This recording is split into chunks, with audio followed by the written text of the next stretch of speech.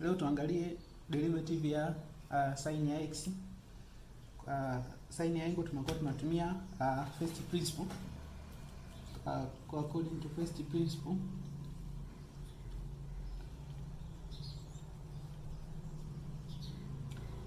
njia tutakuwa tumeshaiona kwamba slope ambayo inakuwa ni dy dx inakuwa given by limit h inakuwa ina approach 0, f ya x kujumlisha h minus function f of x all over h.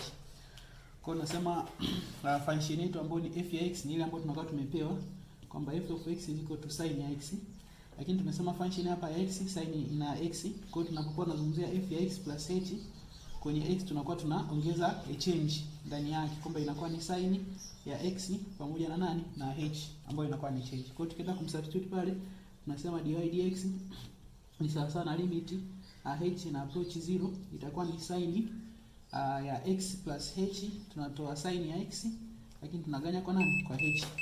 Then baada hapo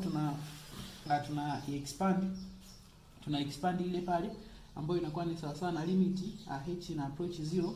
Hichi kitu kitakuwa ni sin ya x cos ya h plus inakuwa ni plus sin cosine ya x inakuwa ni sin ya h na interchange, cos ya h inakuwa ni cos ya x, then tunatoa sin ya x all over h. Then baada hapo tuna collect like terms. Tuna collect like terms ambapo hapa tunakuwa tuna sin ya x na hapa tuna sin ya x. Kwa hiyo sin na sin inakuwa ni pamoja, kwa hiyo inakuwa ni limit h ina approach 0. Kwa hiyo ni sin tunaweza kufactor out sin ya x nje. Hapa kutakuwa kuna cos ya angle minus 1, lakini tunajumlisha na sin ya h cos ya x, then tunaganya kwa nani? Tunaganya kwa h.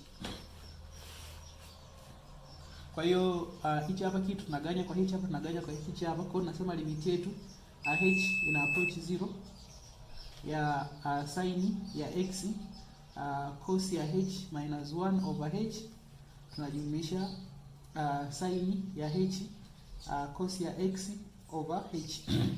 Limit yetu tunaitumia hapa na limit tunakuwa tunaitumia hapa. Kwa hiyo tunasema limit na h ina approach 0 itakuwa ni sin ya x cos ya h minus 1 over h, tunajumlisha limit h ina approach 0 sin ya h cos ya x over h.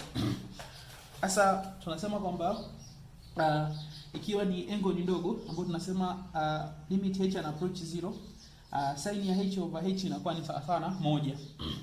Kwa proving yake next video tutakuja kuiona namna ambayo tunakuwa tunaiprove, lakini tunasema kwamba limit h ikiwa ni mdogo, h ikiwa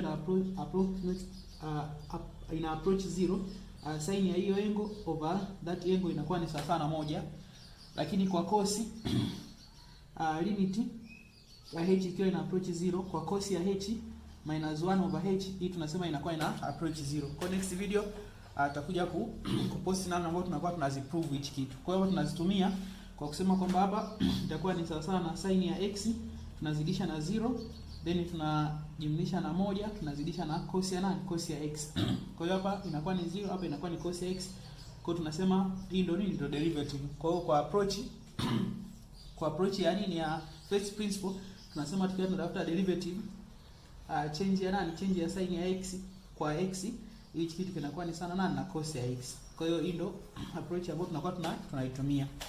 Lakini namna nyingine ambayo tunaweza tukaprove kwa kutumia graphical methods. Kwa hiyo tunaweza kana tumia graphical method.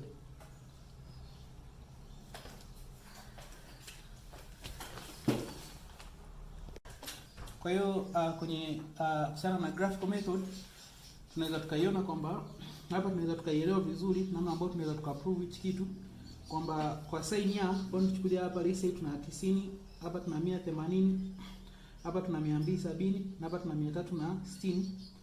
Tunasema sin ya 0 ni 0, sin ya 90 ni 1 kwenye maximum, cos ya 180 ni 0, sin ya 180 ni 0, sin ya 270 ni negative 1 na sin ya 360 ni 0. Kwa hiyo graph ya sin inakuwa inaonekana katika this nature. Kwa hiyo nini ina represent nini? Sin ya x.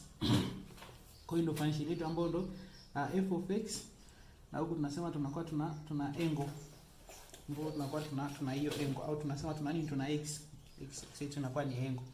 Sasa tunakuja kusema kwamba na tunapokuwa tunatafuta hizi tunakuwa tunaangalia graph ambayo basi tunachora graph nyingine ambayo itakuwa inaelezea nini, itakuwa inaelezea the slope, ambapo hapa tutakuwa tunasema itakuwa ni slope ambayo ni change ya y over x, lakini hapa katika nini, katika hiyo x. Kwa hapa tunasema kutakuwa kuna hiyo 90, hapa kutakuwa kuna hiyo 180, this is 90, this is 180, hapa kutakuwa kuna 270, na hapa kutakuwa kuna 300 na 360. Sasa tunakuja kusema kwamba tunapokuwa tunatafuta slope tunakuwa tunaangalia mteremko, slope mteremko. Kwa hiyo tuchukulie kama let's say tunakuwa tuna kama mlima, slope ni ule mteremko wake. Kwa hiyo tunasema let's say mlima wetu kikaa hivi namna ile pale, tunasema hapa mteremko unakuwa ni very high, mteremko unakuwa ni mkubwa sana, slope inakuwa ni kubwa sana. Let's say mlima wetu kikaa namna ile pale, tukakaa namna ile pale, tunasema hapa still mtu anaweza ka walk tu vizuri, akawa anatembea tu vizuri. Kwa slope ya hapa ni kubwa sana ukilinganisha na hapa. Lakini kama let's say ikiwa ni hivi tu kama barabara, let's say barabara, tunasema hapa slope inakuwa ni ndogo sana. Kwa unaweza kukuta hapa approximate equals to ngapi, to 0. Lakini hapa tunasema slope inakuwa ni kubwa sana. Kwa hiyo tunasema kwamba tukianza kuzianalyze hizi tunakuwa tunaangalia a tangent. A tangent to the line inakuwa ina give nini? Ina give nini? Slope. Kwa hiyo kwa mfano tuangalie katika hii sehemu hapa, let's say slope yetu inakaa na tangent yetu inakaa namna ile pale. Tukiangalia katika hii point hapa, line yetu inakaa namna ile pale. Na tukiangalia hapa juu, line yetu inakaa namna ile pale. Kwa hiyo ukicompare hii line hapa, tangent hapa, slope yake ni kali sana au slope yake ni kubwa sana kulinganisha na line hii hapa. Lakini hii hapa ni horizontal tu. Kwa slope hapa ni sana ngapi? Na 0. Kwa hiyo tusema slope hapa in terms of slope hapa tu inakuwa ni sawa na 0. Lakini slope hapa inakuwa ni kubwa sana. Kwa hiyo ni kubwa sana slope ya kulinganisha na hii slope. Kwa hiyo slope hapa inakuwa ni ndogo. Kwa hiyo tunasema slope inakuwa ni kubwa then inakuwa inapungua. Kwa hiyo unasema inaweza katoka hapa kuja wapi? Kuja katika hii sehemu hapa. Ukija ukiangalia tena hapa hivi, slope inakuwa ina line ambayo tukija kuichora ambayo ni tangent katika hapo, tangent yetu itakuwa inaonekana namna ile pale. Then tukija kuichora katika hapa, tangent yetu again itakuwa inaonekana namna ile pale. Na tukija kuichora katika hapa, let's say tangent yetu inakuwa inaonekana namna ile pale. Kwa hiyo tunasema kwamba ukija kuangalia hapa, compare let's say hapa na hapa, hii slope ya hapo mstari hapa ni mkali sana. Slope yake ni kubwa sana kulinganisha na wapi, na hapa hivi. Na mstari ukiwa unaelekea this katika direction huko tunasema slope inakuwa ni negative. Line ikiwa inaelekea katika huko tunasema slope inakuwa ni positive. Kwa hiyo hii hapa ni ndogo kulinganisha na hii hapa. Kwa hiyo hii hapa ni ya juu sana. Slope hapa ni juu sana. Kwa hiyo tukija hapa tunasema hapa slope inakuwa ni kubwa sana, lakini slope hapa inakuwa ni ndogo kicompare. Lakini tunasema hapa katika 300 na ngapi? 270 tunasema niko na horizontal line tu. Horizontal line ambapo slope hapa inakuwa approximately equals to 0. Kwa ni kama tu mstari tu mnyoofu. Kwa hiyo tunasema hapa inakuwa ngapi? Inakuwa ni 0 katika hapa. Kwa hiyo hii ina namna ya kwenda kwamba inaenda to the maximum then inakuwa inapungua tu ngapi? To 0. Ukija kucompare tena na hapa, the same slope hapa itakaa hivi, slope hapa itakaa namna ile pale. Kwa hiyo unaona kabisa kwamba ukiangalia mwinuko hapa na hapa, slope hapa ni kubwa sana kulinganisha na hii hapa. Kwa hiyo hii slope hapa ni nini? Ni value kubwa, lakini slope hapa ni nani? Ni ndogo. Kwa hiyo ukija kuchora unapata this nature. Kwa hiyo ukija kuanalyze hizo slope sehemu mbalimbali, unakuja kupata kwamba sin inakuja kuresult nini? The cos. Kwa sababu cos ya 0 ni 1, cos ya 90 ni 0, cos ya 180 negative 1. Kwa hiyo hii graph ni graph ambayo inakuwa na represent the nini? The cosine. Ndio maana tunakuja kusema kwamba tukitafuta slope ya sin, hichi kitu kinakuwa ni nani? Ni cos ya nani? Ya angle.